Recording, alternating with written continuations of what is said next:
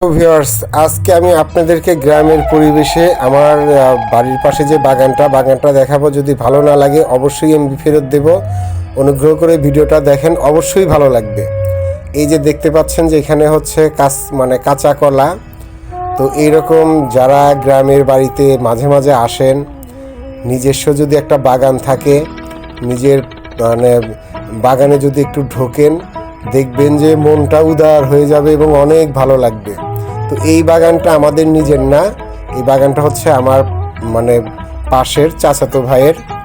তো এই বাগানটাতে একটু ঢুকলাম, প্লাস আপনাদের সাথে একটু শেয়ার করতেছি।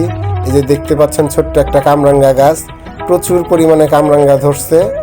তো এইরকম কামরাঙ্গা নিজে হাতে বাগান থেকে গাছ থেকে পেড়ে খাওয়ার যে কি মজা, এটা যারা না খাইছেন তারা বুঝবেন না। তো আমিও লোভ সামলাতে পারলাম না, আমিও নিজে হাতে একটা দুইটা কামরাঙ্গা পাড়ার চেষ্টা করলাম।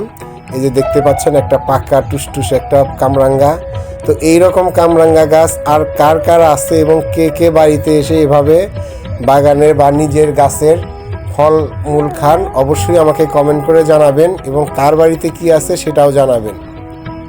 তো দেখতে পাচ্ছেন আমার মেয়ে তো মহা খুশি, সে কামরাঙ্গা শুধু বইয়ে দেখে, তারপরে হচ্ছে দোকানে দেখে, কিন্তু আজকে সে নিজে হাতে কামরাঙ্গা পাড়া দেখতেছে, অনেক খুশি। আর দেখতে পাচ্ছেন যে এটা হচ্ছে আসলে ছোট্ট একটা বাগান, এর মধ্যে কলা গাছ আছে, কামরাঙ্গা গাছ আছে, তারপরে হচ্ছে জলপাই গাছ আছে। এই যে সুন্দর পেঁপে গাছ, ছোট্ট পেঁপে গাছে পেঁপে ধরে আছে। তো ছোটোবেলায় কিন্তু এই পেঁপেগুলো আমরা লবণ দিয়ে, তারপরে হচ্ছে তার ভিতরে একটু মরিচের গুঁড়া দিয়ে, চাকু দিয়ে কুচি কুচি করে কেটে কেটে খেতাম। তো এইরকম আমার মতো আর কে কে কাঁচা পেঁপে খেতেন বা আর কি করতেন, অবশ্যই আমাকে কমেন্ট করে জানাবেন। আর আমার এই ভিডিওটা কেমন লাগলো সেটাও আমাকে জানাবেন। তো দেখতে পাচ্ছেন এই যে সামনে হচ্ছে ক্ষেত বাগানের পাশেই, আর এই যে দিকে কর্নারে আর একটা কলা দেখা যাচ্ছে।